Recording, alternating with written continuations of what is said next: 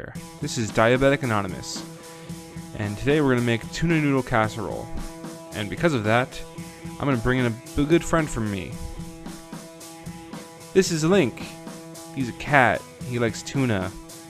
This is the joke. Dancing cat. Fun. Here's your ingredients. Love that cat. So there's a good bit of ingredients here. In the picture you see that I have peas and carrots. I never use those. We're going to start by putting 2 cans of tuna, white albacore, and some Greek yogurt into the mixing bowl, and just kind of give that a good mix. Link looks on because he loves the stuff. Salt and pepper it liberally, and just kind of get that stuff good and mixed up. Wipe off your spoon with a can. Now you're going to cut up an onion. This is just going to give you some good crunch in there. You know, onion's always good. Tuna. I'm just going to use about half an onion because I'm just making it for me and my fiance. Just a good little chop on that. Then you're going to get some peppers. This is an Anaheim pepper. I'm just going to take it quick and scoop out the insides with a spoon. I believe I just used half of it here. I don't think you need the whole thing, but just give it a nice good like fine chop. Get little pieces in there. This is really good for you. And then you're going to use a jalapeno, as it is. And you can wipe out the insides of that into the sink. Be very careful as you cut it up. About only half of that to give you some good spice. Now, of course, some noodles are going to be put into this tuna noodle casserole. Just boil them up real nice and strain them in your sink. And toss them with olive oil. Get rid of the ones that stray out of the strainer. Just toss them around nicely.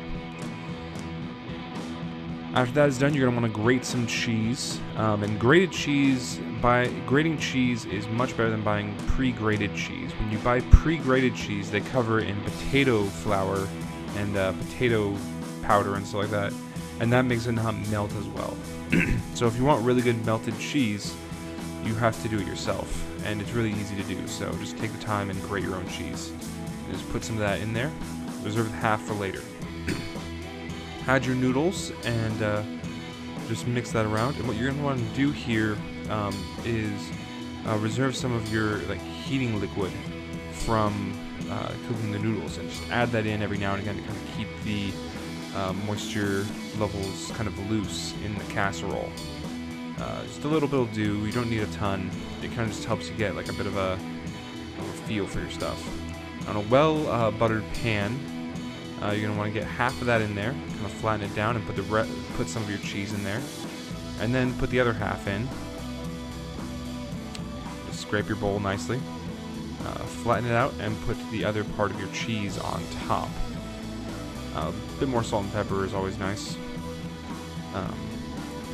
Just make sure you get that nicely. Now I'm going to add some more cheese on here, since some spicy cheese, some pepper jack cheese. Once again, grate your own cheese. It's much better than trying to get your own, getting the pre-grated stuff. Get it all done there. It's just a little bit just for the top, and just put that right on there. Yeah. Now you see the peas and carrots in the back. I could have put those in there, but I was an idiot and didn't. It cooks for about 25 to 30 minutes. This is my first time kind of making it on the show. See the liquid's kind of trying to go through. You let that sit for a little bit, and then you come back in and cut it across. That way you get a good kind of solid to it, solidity to it. And then you can just plate it up, eat it with some hot sauce, and just knife and fork it. It's good stuff. Now Link is back to tell us that he approves of this recipe. He's a good kid.